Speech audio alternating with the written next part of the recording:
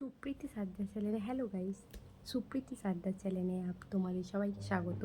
এটা আমাদের নিউ একটা চ্যানেল খোলা হলো আজ থেকে। আজকে থেকে আমরা ভিডিও আপলোড করব। তো আমাদের চ্যানেলটার মধ্যে আমরা তিনজন থাকবো, একটা হচ্ছে প্রীতি, তৃষা, আমি। আমাদের তিনজনের এই চ্যানেলটার মধ্যে আজকে আমি একাই আছি। তো আজকে যেহেতু সানডে, তো আমি ভাবলাম আজকে ব্লগটা শুরু করি, তো কিছু একটা বানিয়েই শুরু করি।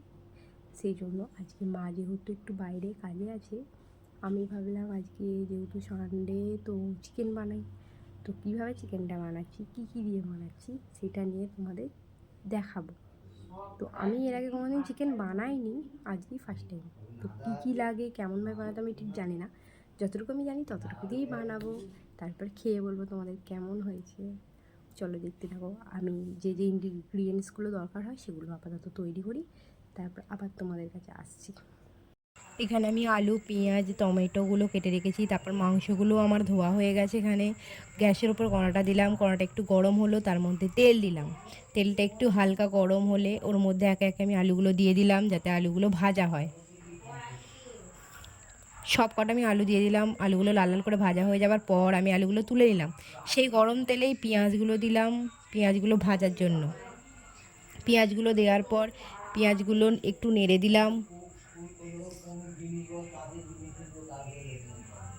পেঁয়াজগুলো ভাজার জন্য একটু নেড়ে দিলাম আমি।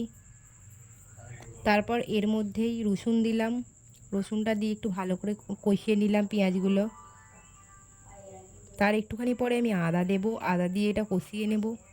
কষিয়ে নেবার পর যখন পেঁয়াজ, আদা, রসুনগুলো কষা হয়ে যাবে, তখন কালার হওয়ার জন্য এর মধ্যে একটু অল্প পরিমাণ হলুদ গুঁড়ো দেবো। আর একটু দিতে হবে হলুদ গুঁড়ো, মনে হচ্ছে কালারটা কম হবে। তো টেস্ট বা ঝাল ঝাল হওয়ার জন্য একটু লঙ্কার গুঁড়ো দেওয়া হলো এর মধ্যে।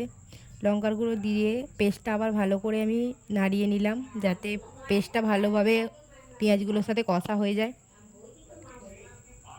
তারপর পেঁয়াজগুলো ভালো করে কষা হয়ে যাবার পর